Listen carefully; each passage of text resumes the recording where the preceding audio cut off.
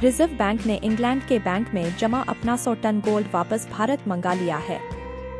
ऐसे में सवाल उठता है कि आखिर इतनी भारी मात्रा में सोना देश में मंगाने का क्या कारण हो सकता है।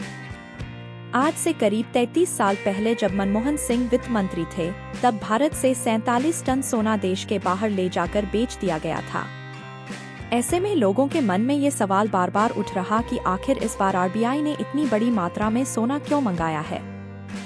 सबसे पहले बात करते हैं कि आखिर रिजर्व बैंक देश का सोना बाहर क्यों रखता है। इसकी दो बड़ी वजहें हैं। पहली तो ये हर साल आरबीआई भारी मात्रा में गोल्ड खरीदता है। जाहिर है कि ये सोना विदेश से खरीदा जाता है और ग्लोबल लेवल पर सोने का सबसे बड़ा एक्सचेंज मार्केट भी इंग्लैंड में है। लिहाजा आरबीआई उसी एक्सचेंज से गोल्ड खरीदकर इंग्लैंड के ही बैंक में जमा करा देता है। इससे सोने की लॉजिस्टिक्स कॉस्ट बच जाती है। दूसरा बड़ा कारण ये है कि बैंक ऑफ इंग्लैंड सैकड़ों साल से सोने की हिफाजत करता आ रहा है और उसे इस मामले में काफी अनुभव है।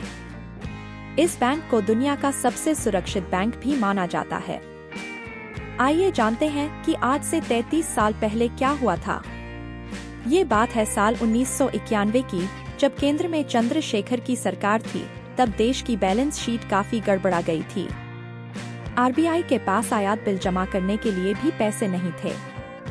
इस कमी को पूरा करने के लिए आरबीआई को 46.91 टन सोना बैंक ऑफ इंग्लैंड के पास गिरवी रखना पड़ा था।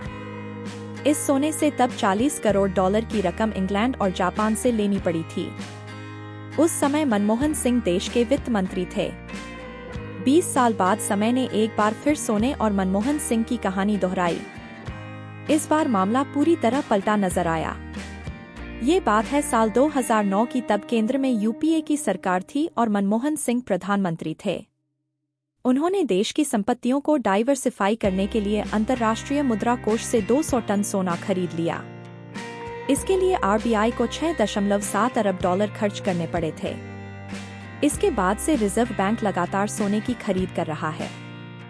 अब जानते हैं कि आरबीआई ने बैंक से 100 टन सोना वापस क्यों मंगवाया है। रिजर्व बैंक ने इतनी बड़ी मात्रा में सोना इसलिए वापस अपने वॉल्ट में मंगाया है क्योंकि बैंक ऑफ इंग्लैंड इस गोल्ड की सुरक्षा के लिए आरबीआई से मोटा पैसा चार्ज करता है।